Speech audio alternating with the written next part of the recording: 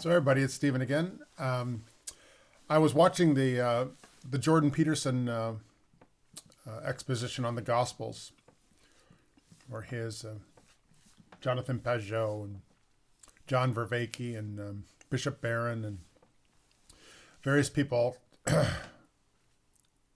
of different points of view. It's really well done. To pick, I think, a great crew to take the journey through the Gospels.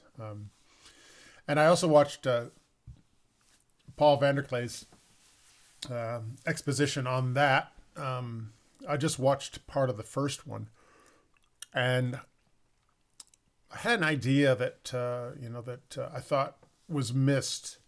And it might have been missed because how many things can they really discuss in 2 hours? It's they're gonna, I don't know how many episodes they're gonna have of the Gospels, but still it's like infinite depth. So there's no way to cover everything.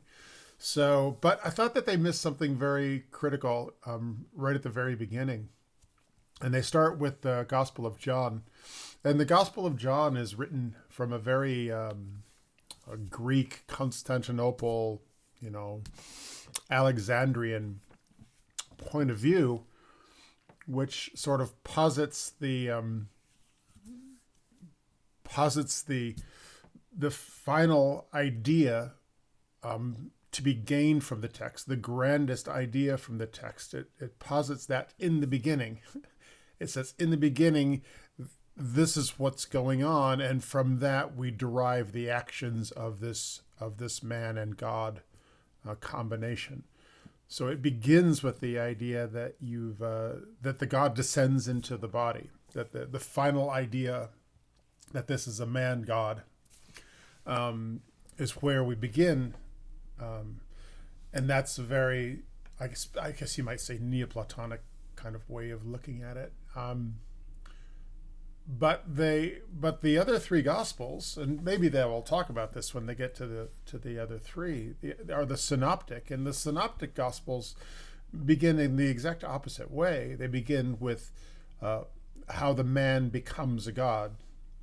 So it's basically you take the words at their value, not as the words as exact truth, but you take the words at their value and you extrapolate from the reading of those words in their historical context, and you then derive the higher meaning. So rather than in John, where the higher meaning is the beginning of the gospel, and Luke, Mark, Matthew, the beginning is with God the man, and how the actions of that man cause you to conclude, as the evidence builds, that this is a man who is also the Son of God. So,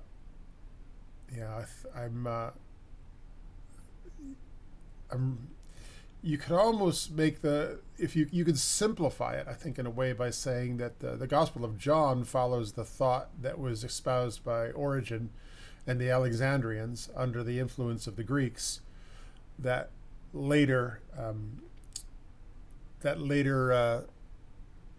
became the position of the Cappadocians and Basil the Great, and then through Maximus and capped by John of Damascus. But the other Gospels, the synoptic, you could say, are following the thought of Theodore of Mopsuestia in the Eastern Orthodox Church, in the Eastern branch, the branch that was found to be heretical back in the 500s, the first schism. The worst. We talk about the schism with the Catholics, but there's this almost worse schism caused by Chalcedon, and the Eastern Church is as Origen would be sort of the mystical, went a little bit too far, heretical, but very important father, I would suppose, of the Western Greek Constantinople, Alexandrian vein. That the theater of Mopsuestia was similarly the founding theologian of the Eastern vein that takes this much more literal approach. The Mesopotamian thought of God embodying everything seeps into is deeply embedded, you could say, in the way that Greek thought is embedded in the Western Orthodox Church. This deeply embodied thinking, you begin with the body and go from there rather than the other way around, is a very Mesopotamian,